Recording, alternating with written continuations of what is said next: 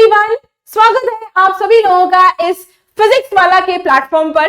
कैसे हैं आप सभी लोग? How are you all? I hope everyone is doing good and everyone is great. मैं सभी का स्वागत करती हूँ। I welcome you all to this amazing platform of physics वाला। I am your very own Shigraf ma'am और मैं आपको आज बेटा इस सेशन में फेडरलिज्म चैप्टर, जो कि एक बहुत ही डिमांडेड चैप्टर है आप लोगों का, कि मैम उसका एक रिवीजन करा दीजिए, किस तरीके से पढ़ना है, क्या क्या इंपॉर्टेंट टॉपिक्स हैं, क्या क्या एग्जाम में कवर करना चाहिए, वो सारी चीजें आज मैं आपके साथ लेकर आई हूं और इसको हम विद इन 30 मिनट्स के अंदर अंदर पढ़ेंगे। ओके, तो देखो ये जो चैप्टर है फेडरलिज्म, ये बहुत बड़ा चैप्टर है और इसमें बहुत सारी चीजें दी गई हैं। जैसे कि इसमें आपको बताया गया है फेडरलिज्म क्या होता है, फेडरलिज्म के फीचर्स क्या क्या होते हैं, फेडरलिज्म इंडिया कैसे एक फेडरल कंट्री है, कुछ फेडरेशंस के बारे में पढ़ेंगे, इंडिया में कुछ टेस्ट हुए थे ये शो करने के लिए कि इंडिया एक फेडरेशन है कि नहीं, एंड और मेरा सबसे favourite topic that is the third level of government, जिसे हम पंचायती राज सिस्टम या 3 टियर ऑफ गवर्नमेंट बोलते हैं, उसके बारे में भी हम पढ़ेंगे। तो फटाफट से सेशन को स्टार्ट करते हैं और 30 मिनट्स में हम इसको रिवाइज करके बंद करके रख देंगे डब्बे में। ठीक है, चलो स्टार्ट करते हैं। सबसे पहले जानते हैं फेडरलिज्म क्या होता है। देखो बेटा, फेडरलिज्म का सिंपल सा एक कॉन्सेप्ट है। फेडरलिज्म का मतलब होता है जहां पर पावर जो है वो स्टेट गवर्नमेंट और सेंट्रल गवर्नमेंट के बीच में डिवाइड कर दी जाए, उसे फेडरलिज्म बोलते हैं। अब आपने वो चैप्टर पढ़ा है पावर शेयरिंग, उसमें हमने श्रीलंका में क्या पढ़ा था कि वहां पर स्टेट गवर्नमेंट भी थी, सेंट्रल गवर्नमेंट भी थी, लेकिन स्टेट गवर्नमेंट को कोई पावर नहीं थी, तो वो फेडरल कंट्री नहीं कहलाई। वो क्या कहलाएगी? यूनिटरी फॉर्म ऑफ गवर्नमेंट, जहां पर पावर एक तरह की सरकार होती है और पावर भी एक ही के हाथ में होती है। That is the unitary form of government. Federalism क्या होता है या फेडरल फॉर्म ऑफ गवर्नमेंट क्या होता है? सिस्टम ऑफ गवर्नमेंट, एक ऐसा सिस्टम है गवर्नमेंट का जहां पर पावर जो है वो सेंट्रल गवर्नमेंट और स्टेट गवर्नमेंट के बीच में डिवाइड करी जाती है। और फेडरलिज्म में आमतौर से बेटा 2 लेवल की सरकार होती है। अब 2 लेवल की सरकार क्या हुई? एक आपकी हो गई सेंट्रल गवर्नमेंट, एक आपकी हो गई स्टेट गवर्नमेंट। कहीं कहीं थर्ड लेवल ऑफ गवर्नमेंट भी होती है, जैसे कि हमने बेल्जियम के उसमें चैप्टर में पढ़ा था पावर शेयरिंग में, कि वहां बेल्जियम में सेंट्रल और स्टेट के साथ साथ कम्युनिटी गवर्नमेंट भी थी। हमारे कंट्री में सेंट्रल और स्टेट के साथ साथ लोकल गवर्नमेंट भी है, जिसे हम पंचायती राज सिस्टम या 3 tier of level of government कहते हैं। तो आई बात समझिए फेडरलिज्म क्या होता है। Now difference between federal unitary and federal form of government. देखो, यूनिटरी फॉर्म ऑफ गवर्नमेंट का मतलब क्या हुआ? एक ही तरह की सरकार है, या अगर एक से ज्यादा भी है तो जो स्टेट गवर्नमेंट है वो सेंट्रल गवर्नमेंट के अधीन आकर उनके अंडर में काम करेगी, जैसे कि हमने श्रीलंका में पढ़ा था पावर शेयरिंग चैप्टर में। ठीक है, और फेडरल फॉर्म ऑफ गवर्नमेंट क्या होती है कि हर एक फॉर्म ऑफ गवर्नमेंट के पास इंडिविजुअल पावर्स होती हैं। ठीक है, तो पहला पॉइंट क्या कह रहा है कि यूनिटरी फॉर्म ऑफ गवर्नमेंट में सिर्फ एक लेवल की सरकार होती है और जो और दूसरी लेवल की गवर्नमेंट्स होती हैं, जो सब यूनिट्स होती है, वो सेंट्रल गवर्नमेंट के सबऑर्डिनेशन में होती है, सेंट्रल गवर्नमेंट के अधीन होती है। ठीक है, central government can pass order to provincial और लोकल गवर्नमेंट। ये यूनिटरी फॉर्म ऑफ गवर्नमेंट में आपको बता रहा है कि यूनिटरी फॉर्म ऑफ गवर्नमेंट में जो सेंट्रल गवर्नमेंट है, जैसे हम केंद्र सरकार बोलते हैं या इसे हम यूनियन गवर्नमेंट भी बोलते हैं, केंद्र सरकार या फिर सेंट्रल गवर्नमेंट स्टेट गवर्नमेंट्स को ऑर्डर पास कर सकती है, इनफैक्ट करती है। लेकिन फेडरल फॉर्म ऑफ गवर्नमेंट में ऐसा नहीं होता है। Maximum central government state government को एडवाइजरी दे सकती है, not more than that. Advice दे सकती है। अब वो स्टेट गवर्नमेंट डिपेंड करता है कि वो उस एडवाइस को चाहे माने चाहे ना माने। ठीक है, then in a federal system central government can not, वही बात मैंने आपको बताई, can not pass order. State government अपनी खुद की पावर्स होती है और सेंट्रल गवर्नमेंट के लिए आंसरेबल नहीं है। दोनों ही सरकार एक दूसरे के लिए आंसरेबल नहीं है, सेपरेट आंसरेबल है लोगों के लिए। क्यों? क्योंकि जनता द्वारा चुनी गई सरकार है, तो इनकी जिम्मेदारी, इनकी जवाबदेही जनता के प्रति होती है, आपस में नहीं होती है। ठीक है, तो ये आपका आ गया तीसरा पॉइंट कि स्टेट गवर्नमेंट की अपनी खुद की पावर है और वो सेंट्रल गवर्नमेंट के लिए आंसरेबल नहीं है। तो ये है कुछ features, sorry these are differences between a federal form of government and a unitary form of government. Unitary form of government क्या होती है, फेडरल फॉर्म ऑफ गवर्नमेंट क्या होती है, दोनों के बीच का डिफरेंस क्या है वो मैंने आपको बता दिया। ठीक है, नाउ फीचर्स ऑफ फेडरलिज्म, एक एक पॉइंट को फटाफट से डिस्कस करते हैं। क्या कह रहा है, फीचर क्या है फेडरलिज्म का? देयर आर 2 और मोर लेवल ऑफ गवर्नमेंट। अब देखो 2 और मोर का मतलब क्या हुआ? मिनिमम 2 तो होना ही चाहिए, तभी वो फेडरल फॉर्म ऑफ कंट्री या फेडरलिज्म उस कंट्री में प्रैक्टिस करी जा रही है। अगर वहां पर दो लेवल ऑफ गवर्नमेंट नहीं है तो that country can not be called federalism. अब दो लेवल कौन से हुए, एक आपका हो गया सेंट्रल लेवल, एक हो गया स्टेट लेवल, ठीक है, एक हो गई केंद्र सरकार, एक हो गई राज्य सरकार। अब उसने बोला टू और मोर लेवल। अब मोर लेवल का मतलब क्या हुआ, बेल्जियम याद करिए, बेल्जियम में तीसरी लेवल की सरकार थी जिसे हम कम्युनिटी गवर्नमेंट कहते हैं। हमारे इंडिया में भी तीसरी लेवल की सरकार है जिसे हम लोकल गवर्नमेंट कहते हैं, तो इसे फेडरलिज्म कहते हैं। तो पहला फीचर क्या आ गया, टू और मोर लेवल ऑफ गवर्नमेंट। दूसरा कह रहा है different tiers of government govern the same citizen. अब देखो वो कह रहा है कि चाहे केंद्र सरकार हो, चाहे राज्य सरकार हो, चाहे लोकल गवर्नमेंट हो, चाहे आपकी सेंट्रल गवर्नमेंट हो, चाहे आपकी स्टेट गवर्नमेंट हो, चाहे आपकी लोकल गवर्नमेंट हो, इन तीनों का ज्यूरिसडिक्शन, ये तीनों के तीनों लोगों के ऊपर गवर्न करते हैं और इन तीनों का ज्यूरिसडिक्शन लोगों के ऊपर अलग अलग है। केंद्र सरकार भी लोगों के ऊपर रूल करती है, राज्य सरकार भी उन्हीं लोगों के ऊपर रूल करती है और लोकल गवर्नमेंट भी उन्हीं के ऊपर रूल करती है। ऐसा तो है नहीं कि लोग बटे हुए हैं कि इतने लोग सिर्फ केंद्र सरकार का कहना मानेंगे, इतने लोग सिर्फ राज्य सरकार का कहना मानेंगे और इतने लोग लोकल गवर्नमेंट का कहना मानेंगे, ऐसा तो है नहीं। तो same govern the same citizen. Same citizen का मतलब ही यही हुआ कि तीनों लेवल की गवर्नमेंट है वो एक ही तरह के लोगों के ऊपर गवर्न करती है, ठीक है। नेक्स्ट पॉइंट क्या आया, existence and authority of each tier government constitutionally guaranteed. हर एक सरकार की, चाहे सेंट्रल गवर्नमेंट, चाहे स्टेट गवर्नमेंट, चाहे लोकल गवर्नमेंट, इनकी एग्जिस्टेंस, इनकी अथॉरिटी, इनकी पावर्स कॉन्स्टिट्यूशनली गारंटीड है। कॉन्स्टिट्यूशनली गारंटीड का मतलब क्या है कि कॉन्स्टिट्यूशन में साफ साफ लिखा हुआ है कि कितनी पावर सेंट्रल गवर्नमेंट को है, कितनी पावर स्टेट गवर्नमेंट को है, कितनी पावर लोकल गवर्नमेंट को है और किन किन मैटर्स में पावर है, ये भी साफ साफ लिखा है। जैसे कि घरों में होता है भाई, कुछ फैसले, कुछ डिसीजन हमारे पापा लेते हैं, कुछ डिसीजन हमारी मम्मी लेती हैं और कुछ डिसीजन आप अपने लिए लेते हो, राइट। तो ये क्या है, ये हमारे घर में प्री डिसाइडेड रहता है कि अगर हमें कहीं जाना है, आना है, पापा से पूछना है, मम्मी से पूछ भी लेंगे, हाँ भी कर देंगे, लेकिन मम्मा क्या बोलती है, पापा से पूछो। तो देखो ये क्या है, ये आपके कॉन्स्टिट्यूशनली गारंटीड है, ये चीज साफ साफ लिखी हुई है घर में कि भाई कोई कौन सा काम किससे पूछना है और किससे हाँ होगी, ये भी आपको पता रहता है। तो इस तरह से सरकार में भी होता है कि इनकी एग्जिस्टेंस, इनकी पावर, इनकी अथॉरिटी ये कॉन्स्टिट्यूशनली गारंटीड है। Okay, next, fundamental provisions of the constitution can not be unilaterally change by one level of government. बहुत इंपॉर्टेंट पॉइंट है। क्या कह रहा है वो, ये कह रहा है जो कॉन्स्टिट्यूशन के जो फंडामेंटल प्रोविजंस है। अब फंडामेंटल प्रोविजंस क्या होते हैं, जैसे कि फंडामेंटल राइट्स। कल को कोई सरकार कहे कि हम आज के फंडामेंटल प्रोविजंस यानी फंडामेंटल राइट्स खत्म कर सकते हैं, तो क्या ऐसा हो सकता है, नहीं हो सकता, not possible. Fundamental basic structure जो कॉन्स्टिट्यूशन का है उसको कोई भी सरकार चेंज नहीं कर सकती, कोई भी चेंज नहीं कर सकता है। तो वो यही कह रहा है कि जो फंडामेंटल प्रोविजंस हैं कॉन्स्टिट्यूशन के, वो यूनिलैटरल तरीके से नहीं बदले जा सकते, यूनिलैटरल तरीके से चेंज नहीं किए जा सकते, ठीक है। चलिए आगे बढ़ते हैं। कोर्ट्स, अब आता है यहां पर सुप्रीम कोर्ट। जुडिशरी की बात आ रही है। जुडिशरी क्या होती है, इंडिपेंडेंट होती है और जुडिशरी बेटा मॉनिटर करती है, निगरानी रखती है, चेक करती है कि वेदर ये लेजिस्लेचर और जो कॉन्स्टिट्यूशनल प्रोविजंस हैं ये सही तरीके से फॉलो किए जा रहे हैं कि नहीं।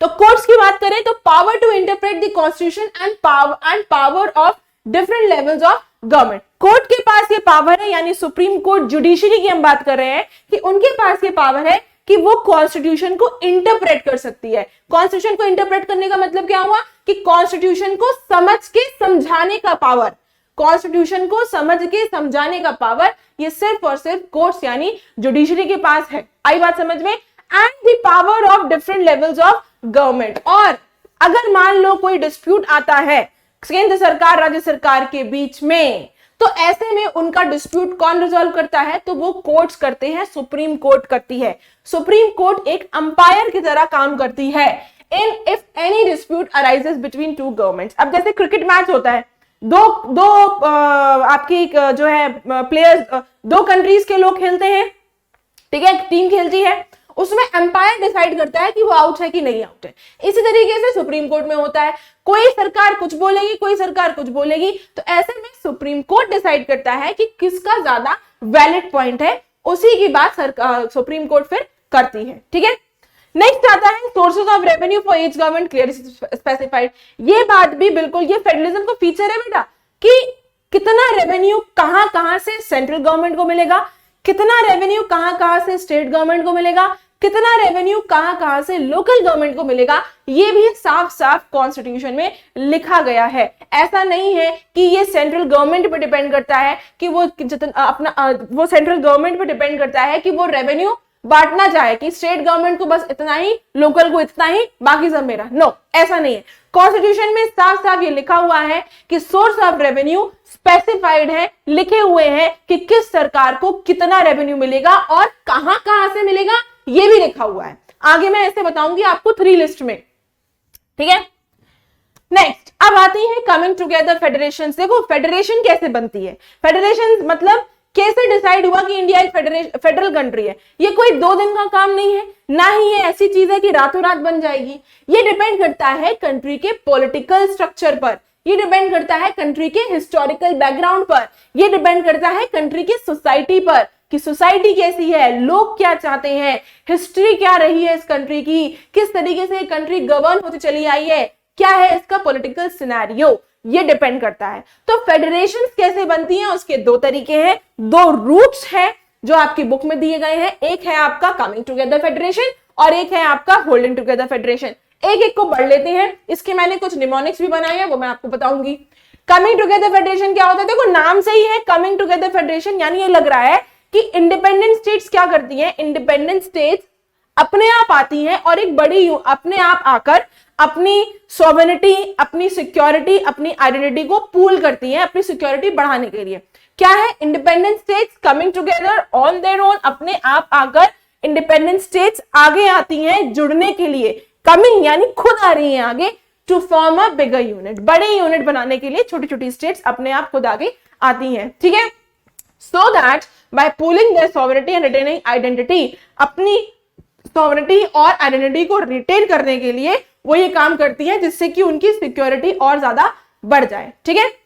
और अब देखो इस कमिंग टुगेदर फेडरेशन में होता क्या है, कमिंग टुगेदर फेडरेशन में बेटा जितनी भी स्टेट्स होती हैं उनके पास ऑलमोस्ट इक्वल पावर दी गई है, उन लोगों को ऑलमोस्ट इक्वल पावर दी गई है, यानी कि जितनी भी स्टेट्स होती हैं, स्टेट गवर्नमेंट्स होती हैं, उनको इक्वल पावर दी गई है और स्टेट गवर्नमेंट भी उतनी ही पावरफुल है जितनी की सेंट्रल गवर्नमेंट होती है। स्टेट गवर्नमेंट्स भी उतनी ही पावरफुल है जितनी की सेंट्रल गवर्नमेंट होती है। एग्जाम्पल क्या है, एग्जाम्पल मैं इसको हमेशा बोलती हूँ यूएसए, स्विट्जरलैंड, ऑस्ट्रेलिया, इसको आप याद कर सकते हो यूएसए के नाम से, यू से यूएसए, एस से स्विट्जरलैंड और ए से ऑस्ट्रेलिया। तो ये हो गया आपका इसका निमोनिक याद करने के लिए, ठीक है।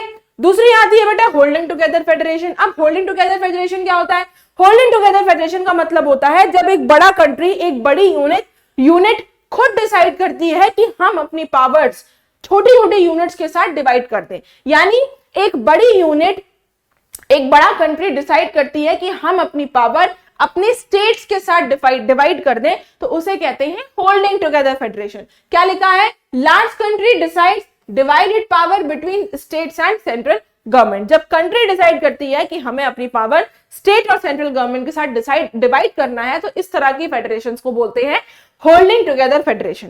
इस तरह की फेडरेशन में बेटा सेंट्रल गवर्नमेंट ज्यादा पावरफुल होती है as compare to state government, central government ज्यादा पावरफुल होती है as compare to state government. और तीसरी चीज आती है कि state governments are granted special powers, कुछ स्पेशल पावर्स दिए गए हैं स्टेट गवर्नमेंट्स को, ठीक है। जब मैं आपको बताऊंगी आगे, इसका एग्जाम्पल क्या है, इंडिया, स्पेन, बेल्जियम, इसको याद करने का तरीका है एसबीआई बैंक, एस से हो गया आपका स्पेन, बी से हो गया बेल्जियम, आई से हो गया इंडिया, ये इसके याद करने का तरीका है, ठीक है। आगे बात करते हैं अब, नेक्स्ट आता है what makes India a federal country. देखो वही बात आ गई कि इंडिया किस तरीके से एक फेडरल कंट्री है। देखो इंडिया, जितने भी हमने प्रोविजंस अभी पढ़े हैं, जितने भी हमने फीचर्स पढ़े हैं, अभी जितनी भी चीजें हमने अभी पीछे पढ़ी हैं, की फीचर्स जो पढ़े थे, ये सब के सब इंडिया के ऊपर अप्लाई कर रहे हैं। कैसे अप्लाई कर रहे हैं, देखो मैं आपको बताती हूँ कि इंडिया में क्या है, 2 से ज्यादा लेवल ऑफ गवर्नमेंट भी है, हर गवर्नमेंट सिटीजन को गवर्न करती है, एग्जिस्टेंस और अथॉरिटी इंडिया में हर सरकार की दी गई है, फंडामेंटल प्रोविजंस कोई चेंज कर नहीं सकता, सुप्रीम कोर्ट का प्रोविजन है, जुडिशरी का प्रोविजन है, सोर्स ऑफ रेवेन्यू भी सब डिसाइडेड है। तो देखो ये जितने भी फीचर्स है ना, जितने भी फीचर्स हमने फेडरलिज्म के पढ़े हैं, जितने भी प्रोविजंस हमने पढ़े हैं, ये सब के सब इंडिया में अप्लाई करते हैं, ठीक है। इंडिया के कॉन्स्टिट्यूशन में बेटा पहले सिर्फ और सिर्फ दो लेवल की गवर्नमेंट का प्रोविजन दिया गया था, जो है आपके सेंट्रल और स्टेट। क्या है? इंडिया के कॉन्स्टिट्यूशन में, भारत के संविधान में बेटा originally two level, two tier system government दिया गया था, यानी सेंट्रल और स्टेट गवर्नमेंट। लेकिन 1992 के अमेंडमेंट पे, जो कॉन्स्टिट्यूशन का अमेंडमेंट हुआ था 1992 में, जो संशोधन हुआ था, उसमें एक तीसरी third tier of level of government भी इंक्लूड कर दी गई थी, जिसे हम पंचायती राज सिस्टम कहते हैं, या आप उसे बोल सकते हैं पंचायत एंड म्युनिसिपैलिटीज। ये इसका थर्ड लेवल ऑफ गवर्नमेंट है। मैं आपको बता दूं, ऐसा नहीं है, ऐसा नहीं है, ये आपका पंचायत और म्युनिसिपैलिटीज ये पहले भी दिए गए थे, लेकिन इसको प्रॉपरली इंप्लीमेंट नहीं किया गया था। लेकिन 1992 के अमेंडमेंट में इसको प्रॉपरली इंप्लीमेंट कर दिया गया और बताया गया कि भाई एक थर्ड लेवल ऑफ गवर्नमेंट भी होगी, जिसे हम पंचायत एंड म्युनिसिपैलिटीज, या आप उसे थर्ड टियर ऑफ गवर्नमेंट बोल दो, या उसे आप लोकल गवर्नमेंट बोल दो, चाहे उसे आप पंचायती राज सिस्टम बोल दो, वो सब एक है। ठीक है, आई बात समझ में? आगे बात करते हैं। तो कॉन्स्टिट्यूशन क्लियरली प्रोवाइडेड, अब देखो कॉन्स्टिट्यूशन ने साफ साफ ये क्लियर कर रखा है कि किस सरकार के पास कौन सी पावर है। Three fold distribution of legislative powers. Legislative powers का मतलब कौन सी सरकार किन टॉपिक्स पर कानून बना सकती है, ये साफ साफ उसमें दिया गया है। ठीक है, यूनियन एंड स्टेट गवर्नमेंट के बीच में, जिसे हम थ्री लिस्ट के नाम से जानते हैं। तीन लिस्ट है, एक है आपकी यूनियन लिस्ट, एक है स्टेट लिस्ट, एक है कॉन्करेंट लिस्ट। फटाफट से एक को पढ़ लेते हैं। देखो यूनियन लिस्ट आती है, यूनियन लिस्ट में वो सारे मैटर्स आते हैं जो कि देश के लिए इंपॉर्टेंट होते हैं, जो नेशनल इंपॉर्टेंस के होते हैं, जैसे सिक्योरिटी हो गया, डिफेंस हो गया, बैंकिंग हो गई, कम्युनिकेशन हो गया, करेंसी हो गया, ये सारी चीजें आपकी यूनियन लिस्ट में आती है। इस यूनियन लिस्ट में जितना भी फैसला है, जो भी डिसीजन है, जो भी काम, वो सबके सब सेंट्रल गवर्नमेंट कर सकती है। स्टेट गवर्नमेंट या लोकल गवर्नमेंट या कोई और गवर्नमेंट कर ही नहीं सकती, सिर्फ और सिर्फ सेंट्रल गवर्नमेंट कर सकती है। यूनियन गवर्नमेंट के पास ही पावर है कि वो इन मैटर्स पर, इन सब्जेक्ट्स पर कानून बना सकती है। स्टेट गवर्नमेंट नहीं बना सकती। यूनियन लिस्ट हो गया, ये हो गए आपके पापा। दूसरे आती है आपकी स्टेट लिस्ट। स्टेट लिस्ट में वो सारे मैटर्स आते हैं, जैसे कि पुलिस आ गया, ट्रेड आ गया, कॉमर्स आ गया, एग्रीकल्चर आ गया, इरिगेशन आ गया। ये इसमें वो वाले मैटर्स आते हैं जो लोकल इंपॉर्टेंस के होते हैं, जो स्टेट इंपॉर्टेंस के होते हैं। ठीक है, इस तरह के सब्जेक्ट्स में सारा फैसला, सारे डिसीजंस कौन लेगा? सिर्फ और सिर्फ स्टेट गवर्नमेंट ले सकती है, सेंट्रल गवर्नमेंट नहीं ले सकती, सेंट्रल गवर्नमेंट इंटरफेयर नहीं कर सकती है। तो इसमें किसको पावर है? इसमें है सिर्फ और सिर्फ स्टेट गवर्नमेंट को पावर। ये हो गई आपकी मम्मी, यानी यूनियन गवर्नमेंट में सिर्फ पापा को अथॉरिटी है कि वो डिसीजन ले सकते हैं, उसे मम्मी कुछ नहीं बोल सकती। और कुछ ऐसे फैसले होते हैं जो सिर्फ मम्मी लेती है, तो पापा कुछ नहीं बोल सकते। और तीसरी आती है आपकी बेटा कॉन्करेंट लिस्ट, जहां दोनों फैसले ले सकते हैं, मम्मी भी ले सकती है, पापा भी ले सकते हैं। लेकिन अगर मम्मी और पापा के बीच में अगर कोई क्लैश होता है, लड़ाई होती है, तो बात पापा की ही मानी जाती है। वही चीज यहाँ कॉन्करेंट लिस्ट में भी है कि इसमें वो कॉमन सब्जेक्ट्स आते हैं जिसमें आपके स्टेट गवर्नमेंट और सेंट्रल गवर्नमेंट दोनों ही कानून बना सकती हैं, दोनों ही फैसला ले सकते हैं। लेकिन अगर कोई क्लैश आता है, कोई डिस्प्यूट आता है दोनों सरकारों के बीच में, तो ऐसे में सेंट्रल गवर्नमेंट का डिसीजन माना जाएगा, स्टेट गवर्नमेंट का डिसीजन नहीं माना जाएगा। अब सब्जेक्ट्स कौन कौन से होते हैं? जैसे कि एजुकेशन हो गया, फॉरेस्ट हो गया, अडॉप्शन हो गया, मैरिज हो गया। इन सब में केंद्र सरकार, राज्य सरकार दोनों फैसला ले सकती हैं, दोनों लॉ बना सकते हैं। Both governments can make law. लेकिन अगर कोई डिस्प्यूट आता है तो भाई सेंट्रल गवर्नमेंट का डिसीजन माना जाता है। ये है आपकी तीन लिस्ट। अब आती है एक और इंपॉर्टेंट बात, जिसे हम कहते हैं रेजिडरी पावर। ये रेजिडरी पावर क्या होता है? रेजिडरी पावर, आप मुझे बताओ कि वो सब्जेक्ट्स जो इन तीनों लिस्ट में नहीं दिए गए हैं, या वो चीजें जो कॉन्स्टिट्यूशन बनाते वक्त एग्जिस्ट नहीं करती थी, वो कहां जाएंगी? जैसे कि आपका कंप्यूटर हो गया, ये इंटरनेट है। इंटरनेट तो अभी आया है ना, जब आजाद हुए तब तो था नहीं इंटरनेट, है ना? तो अब मुझे बताओ कि इस पर कौन डिसीजन ले सकता है? तो ऐसे में बेटा इसको कहते हैं रेजिडरी पावर्स, और इसमें जो डिसीजन ले सकती है वो है आपकी यूनियन गवर्नमेंट, या जिसे आप सेंट्रल गवर्नमेंट भी बोलते हो। देखो रेजिडरी पावर्स क्या होती हैं? ऐसे सब्जेक्ट्स जो ना ही स्टेट लिस्ट में दिए गए हैं, जो ना ही कॉन्करेंट लिस्ट में दिए गए हैं, जो ना ही यूनियन लिस्ट में दिए गए हैं, ऐसे सब्जेक्ट्स जो तीनों लिस्ट में कहीं नहीं है, और ऐसे सब्जेक्ट्स जो कॉन्स्टिट्यूशन बनाते वक्त एग्जिस्ट नहीं करते थे, ऐसे सब्जेक्ट्स को हम रेजिडरी पावर कहते हैं। और इस पर कौन फैसला ले सकता है, कौन डिसीजन बना सकता है? That is the union government. Clear है? अब आता है special status to some states. कुछ स्टेट्स को स्पेशल स्टेटस दिया गया है। इंडिया में क्या है? इंडिया में सारे स्टेट्स को एक जैसी पावर नहीं है, कुछ स्टेट्स को स्पेशल स्टेटस दिया गया है। जैसे कि जम्मू एंड कश्मीर अब नहीं है, अब तो वो यूटी बन गई है, लेकिन पहले क्या था? जम्मू एंड कश्मीर को स्पेशल स्टेटस दिया गया था। ठीक है, उसका अपना खुद का एक कॉन्स्टिट्यूशन भी था, देखो ये बात लिखी हुई है, अपना खुद का एक कॉन्स्टिट्यूशन भी था, लेकिन 2019 में इसकी पोजीशन अब चेंज हो गया है, अब ये यूटी रह गया है, this is not a state. तो कुछ स्टेट्स हैं, इस तरह की एग्जाम्पल्स है, और भी स्टेट्स हैं जिनको थोड़ा इंपॉर्टेंस दिया गया है, जैसे कि नागालैंड, आसाम, मणिपुर, आंध्र प्रदेश, सिक्किम, मिजोरम, अरुणाचल प्रदेश, गोवा एंड कर्नाटका। ये कुछ इंडिया की स्टेट्स हैं जिनको इंपॉर्टेंस दी गई है। अब आती है यूटी, स्टेट्स पढ़ लिया, अब यूटीज के बारे में पढ़ लेते हैं। यूटीज क्या है बेटा? यूटी एक ऐसा एरिया है जो इतना छोटा है कि उसे आप स्टेट नहीं बना सकते और उसको किसी स्टेट के साथ मर्ज भी नहीं कर सकते। यूटी एक ऐसा एरिया है, क्या है? यूटी एक ऐसा एरिया है जिसको आप इतना छोटा है कि उसे आप स्टेट नहीं बना सकते और उसको आप किसी स्टेट के साथ मर्ज भी नहीं कर सकते, तो इसे हम यूटीज कहते हैं। यूटी के बाद बहुत कम पावर्स होती हैं, ठीक है, very little power and they do not have power of a state. ऐसी पावर नहीं होती जैसे कि स्टेट या स्टेट गवर्नमेंट को होती है, यूटीज को इस तरह की कोई पावर नहीं है। यूटी पे जो भी आप कह सकते हैं एडमिनिस्ट्रेशन करता है वो आपकी यूनियन गवर्नमेंट करती है। यूनियन गवर्नमेंट के पास स्पेशल पावर है यूटीज को रन करने के लिए, यूटीज को चलाने के लिए, ठीक है। तो यूटीज आपके समझ में आ गई होपफुली कि क्या होती हैं। आगे बढ़ते हैं, power sharing basic structure of constitution. बात सही है, देखो पावर शेयरिंग क्या है? पावर शेयरिंग जो है ये कॉन्स्टिट्यूशन का बेसिक स्ट्रक्चर है। पार्लियामेंट जो है वो पावर शेयरिंग के सिस्टम को चेंज नहीं कर सकती। अगर आपको कोई चेंज चाहिए है तो आपको 2/3 मेजोरिटी दोनों हाउसेज से लानी पड़ेगी। दोनों हाउस का मतलब कौन? लोकसभा एंड राज्यसभा, दोनों हाउसेज से आपको मेजोरिटी लानी पड़ेगी अगर आप कुछ बेसिक स्ट्रक्चर में चेंज कर रहे हो, ठीक है। और सिर्फ इतना ही नहीं, उसके बाद आपको क्या चाहिए? At least half of total states ratified by at least half of total states, मतलब जो टोटल स्टेट्स हैं उनका भी 50% आपके पास सहमति होनी चाहिए, मेजोरिटी होनी चाहिए कि हाँ भाई हमें ये चेंज चाहिए है, तो ही आप चेंज कर सकते हैं, अदरवाइज आप चेंज नहीं कर सकते हैं। अब आता है फाइनेंशियल रिसोर्सेज, जैसे मैंने आपको बताया जो हमने लास्ट पॉइंट पढ़ा था कि रेवेन्यू भी डिसाइडेड है, ठीक है। अब देखो सरकार को क्या करना है? अपनी जिम्मेदारियां पूरी करनी है, उसके लिए वो क्या करेगी? कहां से पैसा लाएगी? तो वो इनकम जनरेट करने के लिए टैक्स लेती है हम लोगों से, ठीक है। अब वो देखो टैक्स साफ साफ लिखे हुए हैं किसके पास कौन सा टैक्स जाता है। अब जैसे इनकम टैक्स हो गया, सेंट्रल एक्साइज टैक्स हो गया, कस्टम ड्यूटी हो गई, ये जाता है सेंट्रल गवर्नमेंट के पास।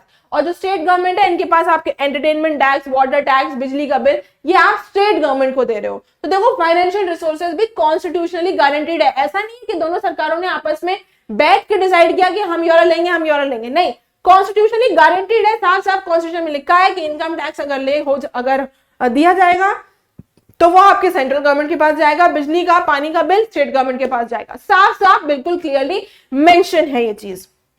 चलो अब आता है लिंग्विस्टिक स्टेट्स। देखो इंडिया में फेडरलिज्म प्रैक्टिस करने के लिए 3 टेस्ट किए गए थे। इंडिया में बेटा फेडरलिज्म प्रैक्टिस करने के लिए 3 टेस्ट किए गए थे। पहला टेस्ट था आपका लिंग्विस्टिक स्टेट्स का, दूसरा था लैंग्वेज का और तीसरा मैं आपको बताऊंगी आगे। पहला था लिंग्विस्टिक स्टेट्स का, ये सबसे पहला फर्स्ट मेजर टेस्ट था इंडियन फेडरेशन का, जहां पर लैंग्वेज के बेसिस पर स्टेट्स बनाई गई थी, भाषा के आधार पर स्टेट्स बनी थी। कौन कौन सी? जैसे आंध्र प्रदेश, महाराष्ट्र, तमिलनाडु, केरला एंड गुजरात, ठीक है। ये स्टेट्स बनी गई थी आपकी लैंग्वेज के बेसिस पर। कुछ स्टेट्स बेटा आपके कल्चर, एथनिसिटी और आपके ज्योग्राफी के बेस पर बनाई गई है। कल्चर, एथनिसिटी और ज्योग्राफी के बेस पर कौन कौन सी है? नागालैंड, झारखंड, उत्तराखंड, ठीक है। ये आपकी स्टेट्स बनी है लैंग्वेज के बेस पर नहीं, लिंग्विस्टिक बेसिस पर नहीं, कल्चर के बेस पर, एथनिसिटी के बेस पर, ज्योग्राफी के बेस पर, इस बेस पर ये बनी हुई है, ठीक है। आगे बढ़ते हैं। When the demand for formation of states on the basis of language were raised, अब जब लोगों ने डिमांड किया कि हमें हमारे लैंग्वेज के आधार पर स्टेट चाहिए है, तो कुछ नेशनल लीडर्स ने इसको सोचा कि अगर हमने भाषा के आधार पर स्टेट्स बना दी तो हमारा कंट्री टूट जाएगा, हमारा इंडिया जो टूट जाएगा। अगर हमने भाषा के आधार पर स्टेट्स बना दी तो हमारा कंट्री टूट जाएगा। आई बात समझ में? Central government also registered linguistic states for some times. जब आजाद हो गया भारत, एक्चुअली इसके पीछे एक कहानी है। कहानी ये है कि जब भारत को आजाद होना था तब हमारे कुछ नेशनल लीडर्स ने वादा किया था कि हम आपके लिए अलग अलग स्टेट बनाकर दे देंगे, बिहारी को बिहार दे देंगे, बंगाली को बंगाल दे देंगे, इस तरह के वादे किए थे, ठीक है। लेकिन जब इंडिया आजाद हो गया और लोगों ने अब ये डिमांड करना शुरू कर दिया कि हमें ये चीज चाहिए है, तो हमारे नेशनल लीडर सोच रहे थे कि अगर हमने बना दिया तो हमारी कंट्री टूट जाएगी। सेंट्रल गवर्नमेंट भी इस चीज को बहुत ज्यादा रेजिस्ट कर रही थी, इसके फेवर में नहीं थी। लेकिन आज के टाइम पर अगर हम बात करें, अगर आज का टाइम देखें तो हमारे यहाँ लैंग्वेज के बेस पर स्टेट्स है। कौन कौन सी है? देखो ये लिखी है। गुजरात में गुजराती बोलते हैं, महाराष्ट्र में मराठी बोलते हैं, तमिलनाडु, केरला मलयालम बोलते हैं, तेलुगु बोलते हैं। तो कहने का मतलब ये है, अगर हम स्टेट्स को लैंग्वेज के बेस पर नहीं बनाते तो हो सकता है हमारा कंट्री टूट जाता, लेकिन हमने अपनी कंट्री में स्टेट जो है वो जो लैंग्वेज के बेसिस पे बनी हुई है, तो इससे हमारी कंट्री जो है वो बाइंड है, एटलीस्ट टूटी नहीं। तो एक्सपीरियंस ये शो करता है कि फॉर्मेशन ऑफ लिंग्विस्टिक्स ने एक्चुअली हमारी कंट्री को और ज्यादा यूनाइट कर दिया है और इजिली एडमिनिस्ट्रेशन भी आसान कर दिया है और हम लोगों को एकता के एक धागे में बांध दिया है। ठीक है, दूसरा टेस्ट आता है लैंग्वेज पॉलिसी। अब एक था आपके लिंग्विस्टिक, एक है आपका लैंग्वेज पॉलिसी। ये सेकंड टेस्ट था इंडियन फेडरेशन का। इसमें क्या था, कॉन्स्टिट्यूशन में बेटा किसी भी एक लैंग्वेज को नेशनल लैंग्वेज का दर्जा नहीं दिया गया है। क्यों? क्योंकि हमारे यहाँ बहुत सारी लैंग्वेजेस बोली जाती है। तो अगर आपसे कोई बोले कि इंडिया की नेशनल लैंग्वेज क्या है, तो कोई लैंग्वेज नहीं है, लेकिन इंडिया की ऑफिशियल लैंग्वेज है और वो आपकी हिंदी है। ऑफिशियल लैंग्वेज और नेशनल लैंग्वेज में फर्क है। जैसे कि श्रीलंका में नेशनल स्टेट रिलीजन फोस्टर कर दिया गया था बुद्धिज्म, सिंगल वहां की नेशनल लैंग्वेज बोल दी गई थी। इंडिया में ऐसा कुछ नहीं। हमारे कॉन्स्टिट्यूशन जो है, हमारा भारत का संविधान जो है, वो किसी भी एक लैंग्वेज को नेशनल लैंग्वेज का दर्जा नहीं देता है और इसी से हम कहते हैं कि हमारा कंट्री एक सेक्युलर कंट्री है। हमारे यहाँ किसी प्रकार का कोई नेशनल रिलीजन भी नहीं है, ना स्टेट रिलीजन है। हाँ, हमारे कंट्री में एक ऑफिशियल लैंग्वेज है और जो कि हिंदी है, लेकिन आपको जानने में अचंभा लगेगा कि हमारे कंट्री में मदर टंग जो हिंदी जिसे हम मदर टंग कहते हैं, वो सिर्फ और सिर्फ 44% लोगों की है। बाकी और दूसरी लैंग्वेजेस बोलते हैं। 44% लोग हमारे इंडिया में हिंदी बोलते हैं एज मदर टंग, बाकी और दूसरी लैंग्वेजेस बोलते हैं। देयरफॉर इसलिए to safeguard and protect other languages, और हिंदी के अलावा और दूसरे लैंग्वेजेस को प्रोटेक्ट करने के लिए कुछ 21 लैंग्वेजेस निकल के आई हैं और इनको कैसे क्या बोला गया है, ये आपकी शेड्यूल लैंग्वेज है जो कि हमारे भारत के कॉन्स्टिट्यूशन के 8th शेड्यूल में दी गई है। तो टोटल लैंग्वेजेस कितनी निकल के आई? टोटल आ गई आपकी हिंदी प्लस ये 21 लैंग्वेज, तो कितनी हो गई? 22 लैंग्वेजेस आपकी शेड्यूल लैंग्वेजेस कहलाती है। आई बात समझ में? बाकी जितनी भी लैंग्वेज है वो आपकी नॉन शेड्यूल लैंग्वेजेस हैं। ठीक है, अब कोई भी कैंडिडेट अगर ये शेड्यूल लैंग्वेज इन 22 लैंग्वेजेस में अगर कोई एग्जाम देना चाहता है सेंट्रल गवर्नमेंट का, अगर आप चाहते हो, बहुत सारे बच्चे अलग अलग जगह से होंगे, कोई कुछ समझता होगा, कोई कुछ समझता होगा, कोई हिंदी में नहीं, कोई बंगाली में देता होगा, तो आप अगर इन 22 लैंग्वेजेस में आप किसी भी लैंग्वेज में अपना पेपर दे सकते हो। ठीक है, स्टेट्स की अपनी खुद की भी ऑफिशियल लैंग्वेज है। अब इसके पीछे भी एक कहानी है जो मैं आपको आगे बताने जा रही हूँ। स्टेट्स की भी अपनी खुद की एक ऑफिशियल लैंग्वेज है, उसका एक रीजन है, ज्यादातर most of the government work takes place in official language of the concern state. ज्यादातर काम जितना भी ऑफिशियल लैंग्वेज होता है वो किस लैंग्वेज में होता है, जितना भी ऑफिशियल काम होता है वो किस लैंग्वेज में होता है, उस पर्टिकुलर स्टेट की लैंग्वेज में होता है। ठीक है, देखो कंटिन्यूएशन ऑफ इंग्लिश लैंग्वेज। अब देखो ये भी एक किस्सा है और ये किस्सा तमिलनाडु में बहुत ज्यादा वायलेंस ले गया। क्या था कि जब हमारे भारत में अंग्रेज बैठे हुए थे वो लोग, तो वो अंग्रेजी का इस्तेमाल करते थे।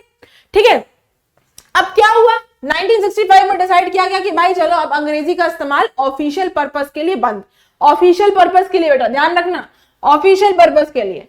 तो ये डिसाइड किया गया कि 1965 में ऑफिशियल पर्पस के लिए आपका ये इंग्लिश का यूज जो है वो बंद कर दिया जाएगा। लेकिन जो बहुत सारी नॉन हिंदी स्पीकिंग स्टेट्स थी, देखो ऑफिशियल लैंग्वेज तो हिंदी निकल के आ गई, यहाँ पर ये आपकी ऑफिशियल लैंग्वेज हिंदी निकल के आ गई, लेकिन अब इसके पीछे कहानी देखो, जो बहुत सारी बेटा नॉन हिंदी स्पीकिंग स्टेट्स थी, उन्होंने डिमांड किया कि नहीं आप इंग्लिश बंद मत करिए। क्यों? क्योंकि हमें हिंदी आती नहीं है, हमें इंग्लिश आती है, और हम इंग्लिश जानना चाह हम इंग्लिश में ही कर पाएंगे, हमें समझ में नहीं आएगा। तो ऐसे में क्या हुआ, तमिलनाडु में बहुत ज्यादा वायलेंस हो गया, वायलेंट फॉर्म हो गया। फाइनली केंद्र सरकार को अपने घुटने टेकने पड़े, उनको ये बात मांगनी पड़ी और हिंदी के साथ साथ इंग्लिश को भी ऑफिशियल लैंग्वेज के लिए यूज करने लगे। तो हिंदी को भी ऑफिशियल के लैंग्वेज में यूज करने लगे। ठीक है, इंडिया के लीडर्स ने ऐसा क्यों किया, क्या रीजन है, क्यों इंग्लिश को भी दे दिया ऑफिशियल? इसलिए क्योंकि वो श्रीलंका की तरह हमारा कंट्री टूटना नहीं चाहिए कि तमिल्स को आपने कोई इंपॉर्टेंस ही नहीं दी, सब कुछ सिंगल्स है।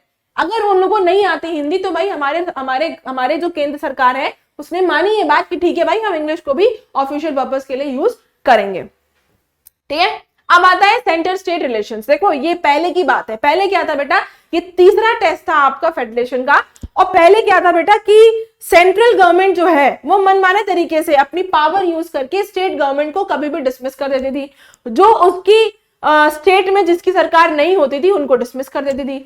तो क्या है, restructuring the state centre state relations, power sharing actually works on how the ruling parties and leaders follow the system. For a long time, ruling party at the center tried to undermine the power of state government. बहुत time तक ऐसा ये हो रहा था कि state government, central government जो है वो स्टेट गवर्नमेंट की पावर्स को अंडरमाइन कर रही थी। सेंट्रल गवर्नमेंट क्या करती थी, misuse the constitutional provisions, constitutional provisions का मिसयूज करके स्टेट गवर्नमेंट को डिसमिस कर देती थी जहां पर दूसरी रूलिंग पार्टीज बैठी हुई हैं। फॉर एग्जाम्पल, जैसे मैं आपको बोलूं, मेरी पार्टी अगर यूपी में है और मेरी पार्टी अगर सेंट्रल में है, ठीक है, मेरी सरकार सेंट्रल में है और मेरी सरकार अगर यूपी में नहीं है, तो मैंने क्या किया, मैंने अपनी पावर को मिसयूज करके यूपी की सरकार को गिरा दिया। ठीक है, क्यों, क्योंकि वहां दूसरी पार्टी है, मेरी ऑपोजिशन पार्टी है। तो पहले ये सब बहुत हो रहा था। ऐसे में बेटा सुप्रीम कोर्ट भी बहुत ज्यादा इन्वॉल्व हुई थी, बहुत सारे उन्होंने बोला कि नहीं ये गलत चीज है, ऐसा स्टेट गवर्नमेंट नहीं करेगी। फिर क्या हुआ, सिचुएशन चेंज आफ्टर 1990। अब 1990 के बाद ये सिचुएशन चेंज होने लगी। 1990 से पहले तक यही हो रहा चला आ रहा था।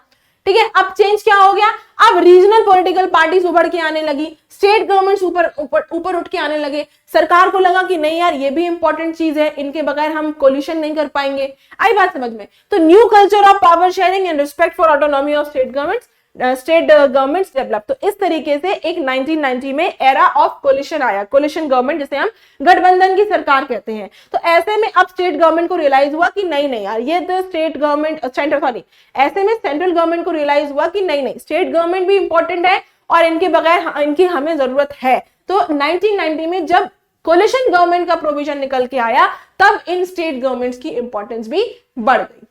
दिस ट्रेंड, वही मैंने आपको बताया कि ये सुप्रीम कोर्ट द्वारा भी इसको इंपॉर्टेंस दी गई, सपोर्ट किया गया कि भाई सेंट्रल गवर्नमेंट जो है वो स्टेट गवर्नमेंट को ऐसे ही डिसमिस नहीं कर सकती, आर्बिट्ररी मैनर में डिसमिस नहीं कर सकती, मनचाहे तरीके से डिसमिस नहीं कर सकती है।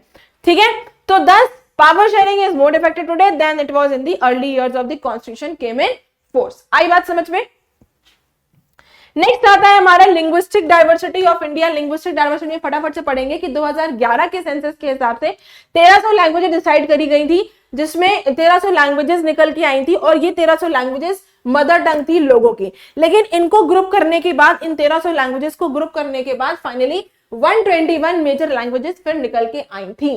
ठीक है, मैंने आपको बताया 8 शेड्यूल में ये 22 लैंग्वेजेस दी गई हैं जिन्हें हम शेड्यूल लैंग्वेज बोलते हैं। बाकी सारी लैंग्वेज हमारी नॉन शेड्यूल लैंग्वेजेस हैं। अब फटाफट से पढ़ लेते हैं भाई डिसेंट्रलाइजेशन क्या होता है। डिसेंट्रलाइजेशन का मतलब होता है जहां पर पावर जो है वो सेंट्रल और स्टेट गवर्नमेंट से लेकर आप तीसरी लेवल या थर्ड लेवल की गवर्नमेंट या लोकल गवर्नमेंट को आप पावर दें, उसे हम कहते हैं डिसेंट्रलाइजेशन। ठीक है, क्या होता है, power taken away from central and state government and given to local government, इसे हम डिसेंट्रलाइजेशन कहते हैं। आइडिया क्यों डिसेंट्रलाइजेशन, इसलिए क्योंकि देखो इंडिया हमारा एक बहुत बड़ा कंट्री है, इंडिया में बहुत बड़ी स्टेट्स हैं, इतनी बड़ी बड़ी स्टेट्स हैं जितने की यूरोप में कंट्रीज हैं, तो इसलिए हमें जरूरत है डिसेंट्रलाइजेशन की। और दूसरा रीजन क्या है, हमारा कंट्री बहुत डाइवर्स है, हमारे अलग अलग भाषा बोलने वाले लोग, अलग अलग रिलीजन फॉलो करने वाले लोग, अलग अलग खाना, अलग अलग ड्रेस पहनावा, अलग अलग तरीके से रहते हैं लोग, तो इसलिए हमें डिसेंट्रलाइजेशन की जरूरत पड़ी। ठीक है, तीसरा रीजन क्या है कि भाई जो भी लोकल लेवल पर प्रॉब्लम होगी वो सेंट्रल या स्टेट गवर्नमेंट नहीं जान पाएगा, वो लोकल के लोग ही जान पाएंगे, तो इसलिए हमें लोकल लेवल की जरूरत पड़ी। लोगों के पार्टिसिपेशन के लिए, हमें डिसीजन मेकिंग के लिए लोकल लेवल की जरूरत पड़ी। लोकल लोग, जो लोकल पीपल है, वो अच्छे और बेटर आइडियाज दे सकते हैं कि भाई उन्हें अपने कॉलोनी में किस तरह की चीजें चाहिए, कैसे चाहिए, ये सारी चीजें लोकल गवर्नमेंट ही कर सकती है। अब आता है स्टेटस बिफोर 1992। मैंने आपको बताया था 1992 में जब ये अमेंडमेंट हुआ था तो स्टेट जो लोकल गवर्नमेंट है उसको पावर आ गई थी। ठीक है, लेकिन उससे पहले क्या था, नॉमिनल डिसेंट्रलाइजेशन था, रियल टर्म नाम के लिए डिसेंट्रलाइजेशन था, दिया नहीं था। ठीक है, प्रोविजन पंचायत और म्युनिसिपैलिटीज का पहले दिया था, लेकिन ये स्टेट और सेंट्रल गवर्नमेंट के अंडर में काम कर रहे थे। ठीक है, और तीसरी चीज, इलेक्शन इनके रेगुलर नहीं हो रहे थे, ना ही इनको फाइनेंशियल रिसोर्सेज दिए गए थे। स्टेट और सेंट्रल गवर्नमेंट इनको कोई पैसा दिया नहीं दिया। ये सारी चीजें पहले चल रही थी 1990 तक, लेकिन 1992 तक। लेकिन 1992 के अमेंडमेंट के बाद क्या हुआ, एक तीसरी लेवल ऑफ गवर्नमेंट आ गई जो कि वो भी पावरफुल थी और इफेक्टिव थी और उसकी भी कॉन्स्टिट्यूशनली गारंटीड थी। तीसरी चीज, रेगुलर इलेक्शंस होने लगे। SC ST OBC reservation and seats दे दिया इनको कि इनका रिजर्वेशन कर दिया गया इस पंचायती इलेक्शन में, और 1/3 सीट जो है वो वुमेन्स के लिए रिजर्व कर दी गई है पंचायती इलेक्शंस में। मैं आपको बता दूं कि लोकसभा के इलेक्शंस में अभी एक ये बिल पार्लियामेंट में 10 साल से पड़ा हुआ है, लेकिन इस पर अभी कोई सुनवाई नहीं कही गई है। ठीक है, इंडिपेंडेंट, अब एक independent election state election commission बनाया गया इस लोकल बॉडी लोकल गवर्नमेंट के इलेक्शंस कंडक्ट कराने के लिए। स्टेट गवर्नमेंट रिक्वायर, कहा गया कि भाई राज्य सरकारों से बोला गया कि आपको अपनी कुछ पावर्स और रेवेन्यू जो है वो लोकल गवर्नमेंट के साथ आपको शेयर करना पड़ेगा। अब एक एक करके लोकल गवर्नमेंट पढ़ लेते हैं। एक होती है आपकी रूरल गवर्नमेंट, एक होती है अर्बन गवर्नमेंट। रूरल गवर्नमेंट मतलब गांव की सरकार। तो सबसे पहले आती है आपकी ग्राम पंचायत। ग्राम पंचायत क्या होता है? कई सारे वार्ड मेंबर्स, जिन्हें पंच कहते हैं, कई सारे वार्ड मेंबर्स होते हैं इसमें, और उनका एक हेड होता है जिसे प्रेसिडेंट या सरपंच कहते हैं। ये ग्राम पंचायत लोगों द्वारा डायरेक्ट इलेक्शन होता है, इसका सरपंच का डायरेक्ट इलेक्शन होता है। डिसीजन मेकिंग बॉडी है पूरे गांव की, पूरे गांव में जो भी फैसला लिया जाएगा वो ग्राम पंचायत ही लेती है। ग्राम पंचायत किसके सुपरविजन में काम करती है? ग्राम सभा के सुपरविजन में काम करती है। ग्राम सभा क्या होती है? जितने भी वोटर्स होते हैं गांव में उसे हम ग्राम सभा कहते हैं। ठीक है, इनका क्या काम होता है? ये साल में 2 से 3 बार मिल लेते हैं, जिसमें अपना बजट डिस्कस करते हैं और परफॉर्मेंस डिस्कस करते हैं कि भाई ग्राम पंचायत ने किस तरीके से काम किया है। नेक्स्ट, दूसरी आती है पंचायत समिति और ब्लॉक मंडल पंचायत, जिसे हम पंचायत समिति कहते हैं या ब्लॉक मंडल कहते हैं, या फिर मंडल पंचायत भी ब्लॉक पंचायत कहते हैं या मंडल पंचायत भी कहते हैं। क्या है? कई सारी ग्राम पंचायतों को अगर आप ग्रुप कर दोगे तो ये बन जाती है आपकी ब्लॉक पंचायत या पंचायती समिति या फिर मंडल पंचायत, एक ही बात है। ठीक है, इसके मेंबर्स भी कौन होते हैं? ग्राम सभा के लोग होते हैं, elected by all voters of gram sabha. Gram सभा के सभी लोग इनको वोट करते हैं। तीसरी आती है आपकी जिला पंचायत, जिसे हम जिला पंचायत परिषद भी कहते हैं। कई सारी ब्लॉक पंचायत को मिलाकर आपकी ये जिला पंचायत बन जाती है। इसके मेंबर्स जो हैं वो सेम वोटर्स होते हैं जो कि ग्राम पंचायत को इलेक्ट करते हैं, और जो मंडल पंचायत को या ब्लॉक पंचायत को इलेक्ट करते हैं इसके भी सेम वोटर्स होते हैं, यानी कि गांव के लोग, ग्राम सभा। ठीक है, जो चेयरपर्सन होता है जिला परिषद का, वो एक पॉलिटिकल हेड होता है। ठीक है भाई, ये देखो दूसरी आती है आपकी अर्बन लोकल गवर्नमेंट। इसमें 3 तरह के होते हैं, एक टाउन एरिया, एक म्युनिसिपैलिटीज और एक म्युनिसिपल कॉर्पोरेशन। टाउन एरिया को हम नगर पंचायत कहते हैं, म्युनिसिपैलिटीज को नगर पालिका, और हम म्युनिसिपल कॉर्पोरेशन को नगर निगम कहते हैं। नगर पंचायत, नगर पालिका, नगर निगम। नगर पंचायत में वार्ड मेंबर्स होते हैं और उनका हेड चेयरमैन यानी अध्यक्ष होता है। नगर पालिका में वार्ड मेंबर्स होते हैं, उनका भी चेयरमैन अध्यक्ष होता है। और नगर निगम में वार्ड मेंबर्स होते हैं, उनका भी चेयरमैन अध्यक्ष, जिसे हम मेयर कहते हैं, मेयर होता है। तो ये है आपकी अर्बन लोकल गवर्नमेंट, और मैंने आपको रूरल लोकल गवर्नमेंट दोनों ही पढ़ाया, ग्राम पंचायत, ब्लॉक पंचायत, जिला पंचायत। ये हो गई आपकी रूरल। और अर्बन, नगर पंचायत, नगर पालिका, नगर परिषद, ये हो गई अर्बन। अब इसके कुछ ड्रॉबैक्स भी हैं लोकल गवर्नमेंट के। हालांकि इसमें जो ग्राम सभा होती है उनका मोटिव ये है कि 2 से 3 बार बैठे, मिले, एनुअल बजट डिस्कस करें, परफॉर्मेंस देंगे, लेकिन एक्चुअली इतना हो नहीं पाता है। रेगुलर मीटिंग्स नहीं हो पाती हैं ग्राम सभा की, पहला ड्रॉबैक। दूसरा ड्रॉबैक क्या है कि स्टेट गवर्नमेंट ने अपनी पावर्स जो है वो स्टेट गवर्नमेंट ने अपनी पावर जो है वो लोकल गवर्नमेंट को नहीं दी है, इतनी नहीं दी है।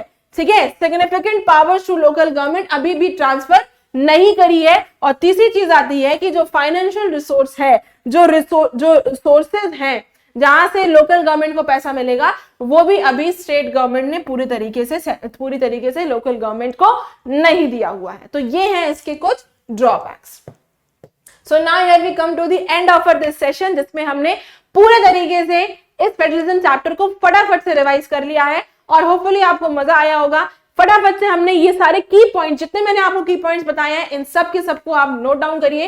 जितनी मैंने चीजें आपको बताई हैं इन सब को आप अपने आंसर्स में मेंशन कर सकते हैं। बहुत सारी चीजें मैंने आपको क्वेश्चन फॉर्म में लेकर आई हूं, जिससे कि आपको कोई दिक्कत ही ना हो आंसर फॉर्म करने के लिए। तो now here we come to the end of this session. Hopefully आपको मजा आया होगा, समझ में आया होगा। कैसा लगा आज का lecture? Do let me know in the comment section. तो मिलते हैं हम अपने अगले लेक्चर में। Thank you very much and have a good day.